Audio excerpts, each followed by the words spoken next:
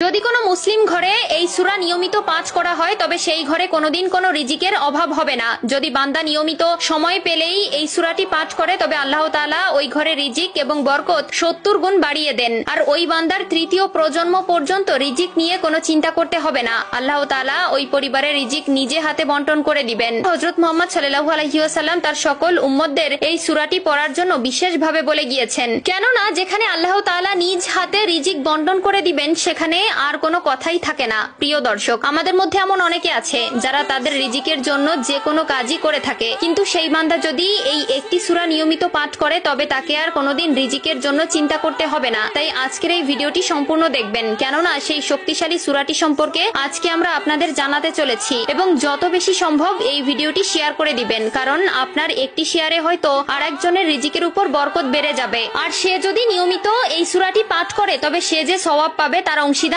আপনিও হবেন। তো চলুন দেরি না করে শুরু করা যাক আজকের এই ভিডিও। প্রিয় নবী হযরত মুহাম্মদ সাল্লাল্লাহু আলাইহি ওয়াসাল্লামের এক সাহাবী ওসমান রাদিয়াল্লাহু তাআলা আনহু যখন খেলাফতে আসলেন, অর্থাৎ যখন তিনি পুরো আরব বিশ্ব শাসন করতেন, তখন আব্দুল্লাহ ইবনে মাসউদ রাদিয়াল্লাহু তাআলা আনহু যখন খুব অসুস্থ হয়ে পড়লেন, তখন ওসমান রাদিয়াল্লাহু তাআলা আনহু তাকে দেখতে গেলেন এবং তার ঘরে প্রবেশ করলেন। বললেন, তোমার তো পরিবার আছে এবং তোমার ঘরে ছোট ছোট সন্তান রয়েছে, তুমি যদি চাও আমি তোমাকে বাইতুল ফান্ড থেকে তোমার জন্য কিছু খাবারের ব্যবস্থা করব, যাতে করে তোমার সন্তানরা নিয়মিত তাদের খাবার চালিয়ে যেতে পারে। আব্দুল্লাহ ইবনে মাসউদ রাদিয়াল্লাহু তাআলা আনহু তখন তার উত্তরে বললেন, আমার নবী আমাকে এমন একটি সূরা শিখিয়ে দিয়েছে যা আমার সন্তানেরা যদি পাঠ করে তাহলে কখনো আমার এই ঘরে রিজিকের অভাব হবে না, আর আল্লাহ তাআলা নিজে আমার এই ঘরে রিজিকের ব্যবস্থা করে দিবেন। তখন তিনি বললেন, কি সেই সূরা যা পড়লে আল্লাহ তাআলা নিজে রিজিকের দায়িত্ব নিয়ে নেন? তখন তিনি উত্তরে বললেন, সূরাটি হচ্ছে সূরাতুল ওয়াকিয়া। তিনি আরো বললেন, শুধু তাই নয়, এই সূরায় রয়েছে আরো অনেক ফজিলত। প্রিয় দর্শক, আপনারা সবাই চেষ্টা করবেন এই সূরাটি মুখস্থ রাখার এবং নিয়ম করে প্রতিনিয়ত ফজরের নামাজ শেষ করে মোনাজাতে